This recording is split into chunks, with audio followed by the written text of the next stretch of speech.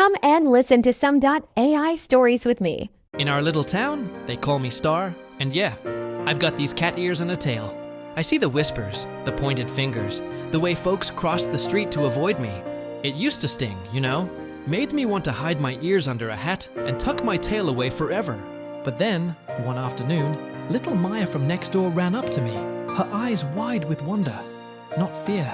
She gently touched one of my ears and giggled, saying it was the softest thing she'd ever felt. In that moment, I realized something. Their hate doesn't define me. Maya's giggle, the warmth of the sun. The purr I can't help but let out when I'm happy. That's my world. So, as you head into your week, remember this. Don't let anyone else's shadows dim your light. Embrace what makes you, you. Have a wonderful week. The old diner booth felt a little colder this Tuesday. Maya traced the cracks in the worn vinyl, the stinging words from her sister echoing in her head. She said Maya was a nobody, that she'd never amount to anything. The bell over the door chimed, and in walked her brother, Ben.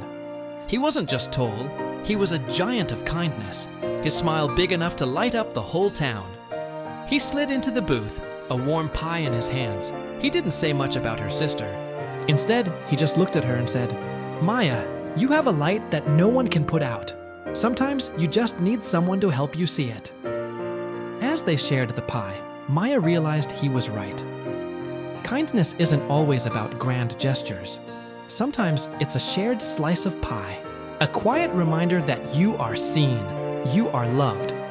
So, this week, remember to be someone's Ben. And more importantly, remember your own light. The old diner sign flickered, just like the hope in my heart. Last week, I completely bombed my bakery's grand opening. I'd poured every penny and every dream into those sourdough starters. And now, all I had left were boxes of unsold croissants and a mountain of self-doubt. I was ready to just give up. As I sat there, nursing a cold coffee, a little girl with pigtails walked in, clutching a few crumpled dollars. She pointed at the sad-looking pastries I'd brought in to give away. "For my mom," she whispered. "She's having a tough day, and your bread is her favorite." My breath caught. In my failure, I'd forgotten that my baking had already brought someone joy. It wasn't about a grand opening.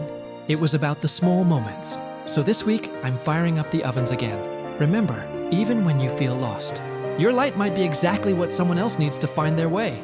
Have a beautiful week. In our little town, it felt like every door was closed to me, Ashley. Whispers followed me down the street, and friendly faces turned cold when I approached. It was a lonely world, and I was starting to believe what they all thought of me. But then I'd come home, and a tiny pair of hands would reach for me. My baby brother, Leo.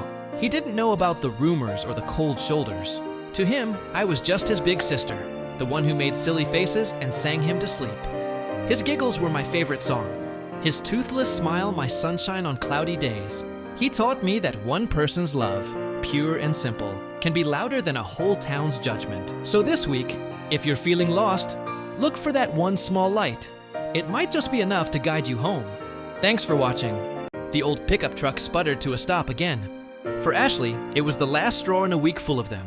Her small bakery wasn't taking off, and now stranded, she felt a familiar wave of doubt wash over her. Just as she was about to slam the steering wheel, she saw her younger brother, Leo, jogging toward her from down the street, waving a wrench. He dropped everything to come help. As he worked on the engine, grease smudging his smiling face, Ashley didn't see failure. She saw his unwavering support.